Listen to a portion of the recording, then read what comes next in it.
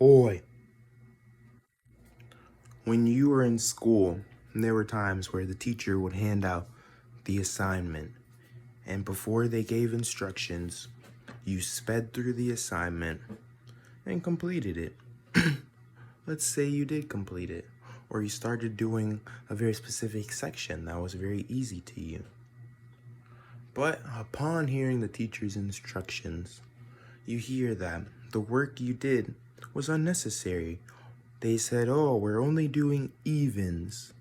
We're only doing odds. And you just happen to try to go ahead and skip the instruction, skip the steps.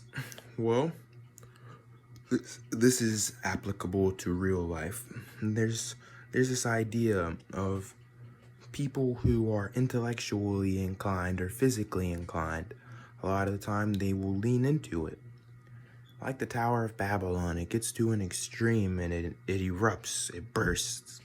And when it bursts, these people come to the realization that they were tapping into an energy they were not yet ready to handle. They were not capable of understanding. For me, I became the lollipop, the little legs with the big head at the top that had grown absorbent. The big head stands for the hubris. The circle part of the lollipop is your hubris. Not only that, your third eye, the pineal gland, your mind's eye, your enlightenment, your higher self. You unlock that higher self, and once you realize that you've grown to this absorbent point, you're going to have the thought, I can't handle this. This is too much for me. You'll engage with so many paradoxes, find existential crises. The thing is, once you take a step back, you'll go back and do the steps that you incompleted. And so for a person who's been merely working their body and attaining the amazing physique that they always wanted, for a person who's working hard and attaining that great body, they get their great body and they say, I have the vessel, but I don't have the pilot for the vessel. That gym bro who got jacked out of resentment, his girlfriend broke up with him. But then after that, he can't get no bitches. He don't have Riz. Niggas can't get no bitches. L Riz.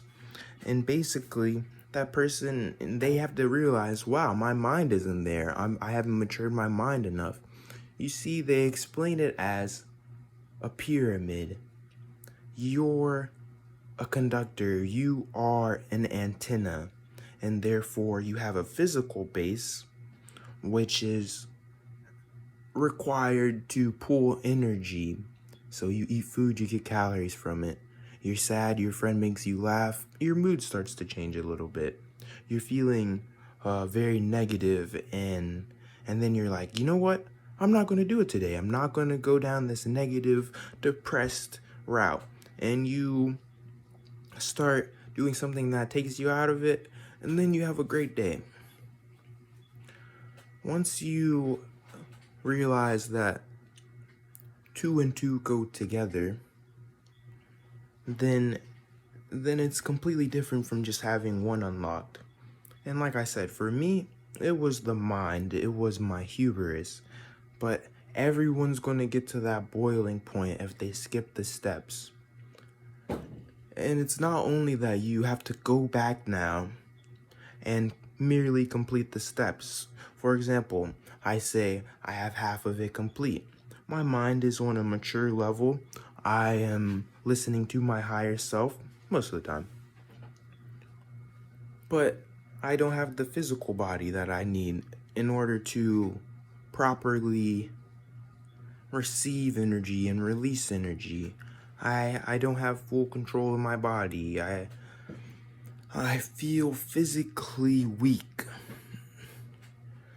So I go back and I get the body that I want. But upon getting that body, I realized that my mind, that I thought was complete and enlightened, there's now new ways that I can use it. You've unlocked so much more. There's so much more potential. And that's exactly why your mind told you that you actually still had work to do in the first place. That's why you reached that boiling point where now things are bursting. The bubble gets popped. You're now exposed. And so, I guess what I'm trying to say is what I just said.